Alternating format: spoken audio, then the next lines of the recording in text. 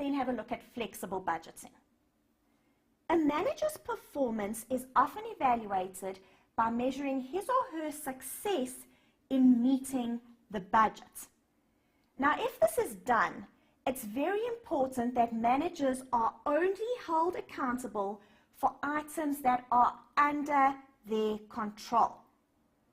Budgets should be adjusted to reflect changes in uncontrollable factors that were not envisaged when the budgets were prepared. Now, obviously, budgets are never 100% accurate. In reality, forecast sales and production levels are rarely achieved. So what happens if we have a situation where actual production is greater than budgeted production?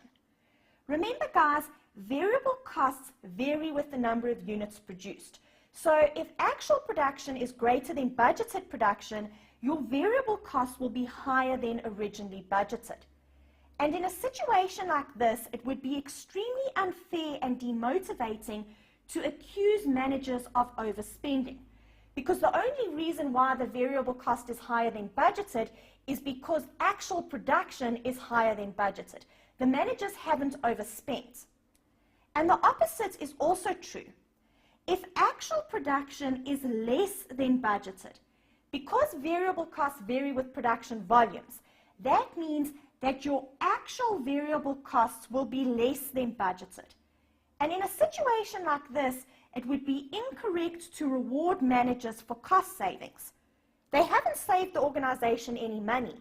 The only reason why the variable costs are lower than budgeted is because of the lower production volumes.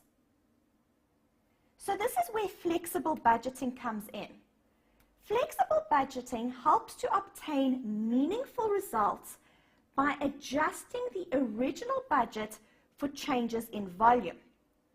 This ensures that the effect of uncontrollable volume changes on costs is eliminated. Let's have a look at the lecture example.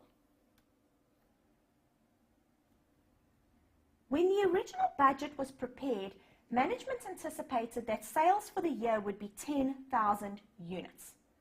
All right, so you can see just below you have been given the original budget, which is based on the company producing and selling 10,000 units.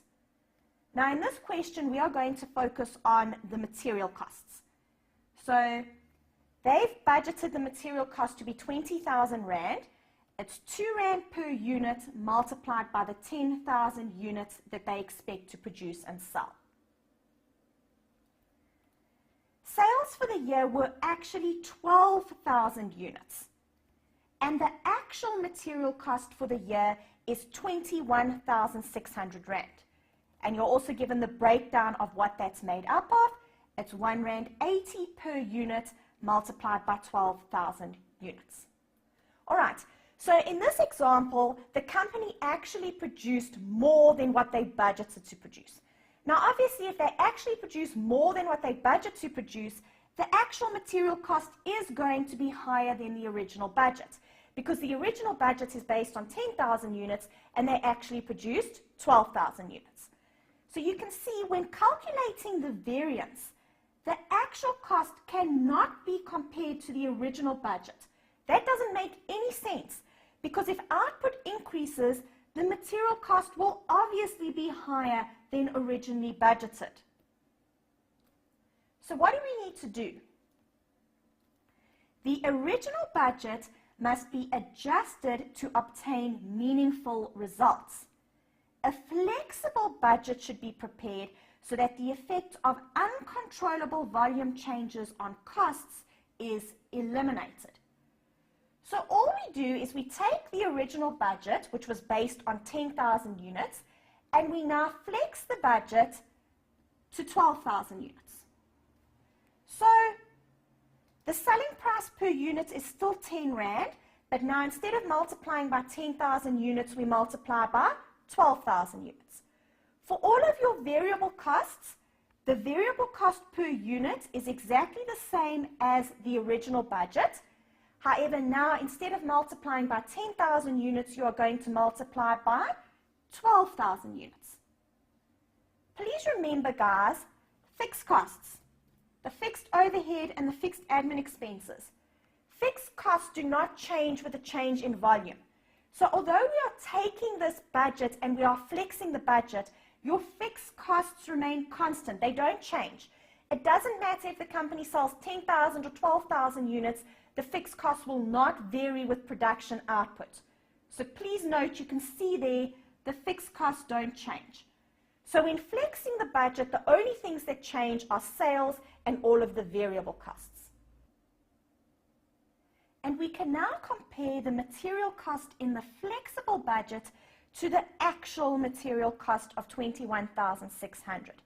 So let's just look at the breakdown of both of these. In the flexible budget, they budgeted material to have a cost of R2 per unit, and they actually produced and sold 12,000 units.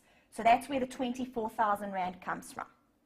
The actual cost of 21,600 is R1.80 per unit. You were told just above. It's R1.80 per unit multiplied by 12,000 units. That's where the actual cost comes from. So now you can see we are being consistent. If we calculate the variance in this way, both the budget and the actual results are based on 12,000 units. So the effect of uncontrollable volume changes on costs has been eliminated.